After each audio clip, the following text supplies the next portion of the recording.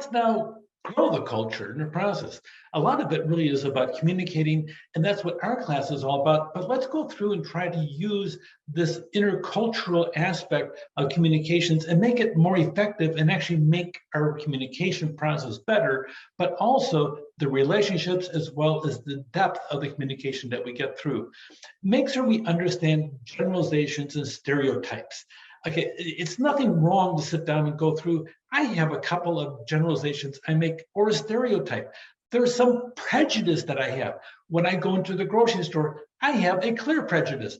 I don't really like head lettuce. I prefer the leafy stuff, but especially romaine is kind of my favorite. So I have a prejudice, and when I go to the grocery store, I'm not looking for the head lettuce because I'm prejudiced against it because I'm focusing it on that.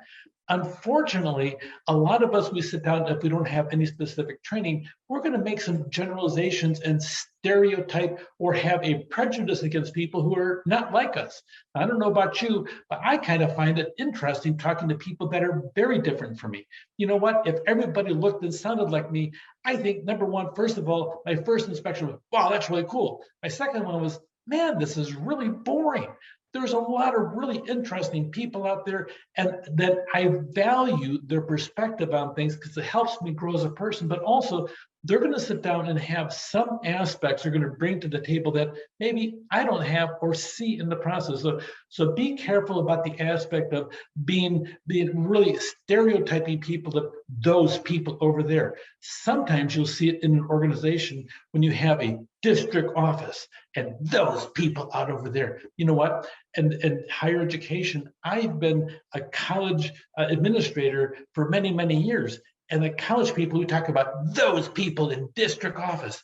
Unfortunately, sometimes I get promoted into the district office and I call about those people out there. And I'm talking about those college people in the process. You'll see the same thing in corporations, in a franchise. There's a corporate office, those franchisees, those people, and the franchisees is those people up in corporate. We divide ourselves on a regular basis and we point fingers and we have a disdain in our voice.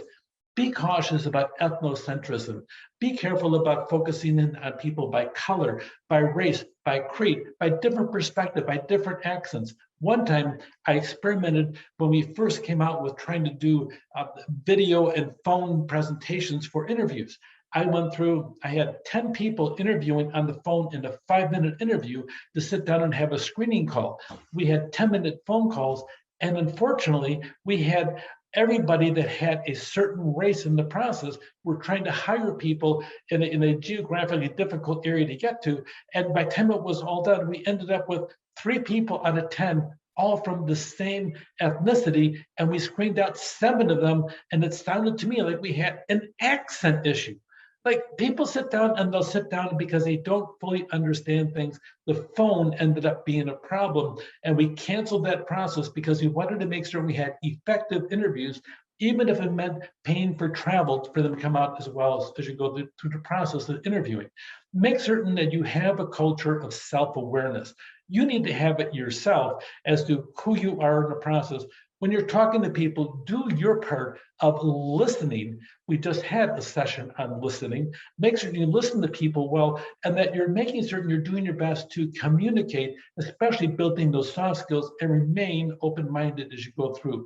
Practice empathy. Make certain that you're listening to them and try to put yourself in their shoes, especially if they're across the world or come from across the world and it's really difficult. So avoid stereotyping, because really stereotyping is really an uneducated and really just an opinion rather than something fact-based as you go through. It's an oversimplified perception of what that person really is, and it's a negative stereotype generally as you go back.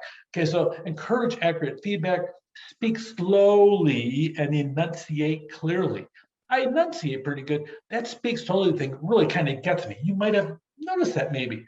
Use simple English, especially if you're trying to bridge cultures as you go through, and then check for comprehension. Make certain you ask them, well, in the process, I sure hope I'm getting across to you. This is really important to me. Do you have any questions for me to make certain that we understand, have a good community?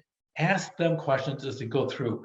Enhance the process of communication by listening. Don't forget, 2 ears, one mouth, listen to them without interrupting them, smile when appropriate, watch their eyes as they go through. And a lot of times you want to follow up something in writing as you go through. And by the way, if you didn't make it clear, say, you know what, I'm not certain I made myself clear. Could you let me go over this again in the process, make certain that you're making certain you're listening to them in the process.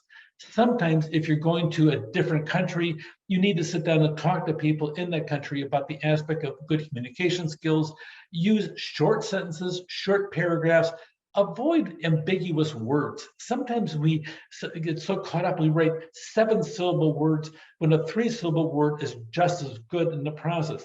Cite numbers carefully, make certain when you do, you're accurate on it, and don't make things up as you go through.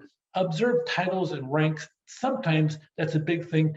Probably one of the biggest things about communication is calling people by their name. Their parents named them that name and they've been with it their entire life.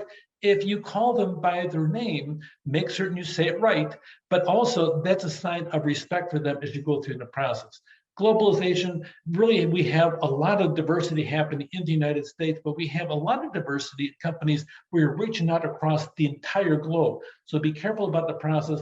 Go through here, you'll see actually a shopping list of things that we have what we call the Civil Rights Act in 1964. We tend to call it Title VII as you come down, and you'll hear more about that in business law or human resources. But age, race, religion, make certain if somebody's younger or older than you, you don't let that interfere with communication and you walk in with some thoughts as to this person will respond like this because they're old. This person's a young whippersnapper because they're this over here. The process.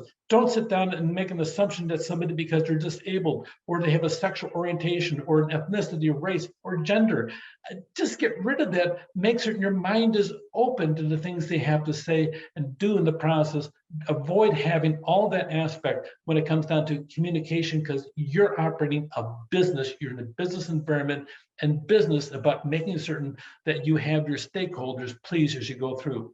Here's a couple things to pay attention to. It really is big in the aspect of how we're changing as a nation.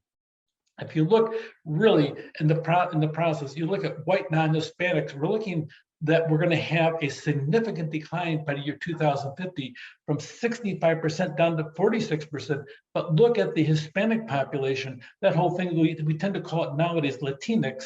When it comes down to, we're looking at an increase from 16%. It's going to really double between 2010 and over the next 40 years to 2050, up to 30%. Seems to me, if you're a smart business person, you're going to want people that can speak Spanish. Doesn't that make sense to you?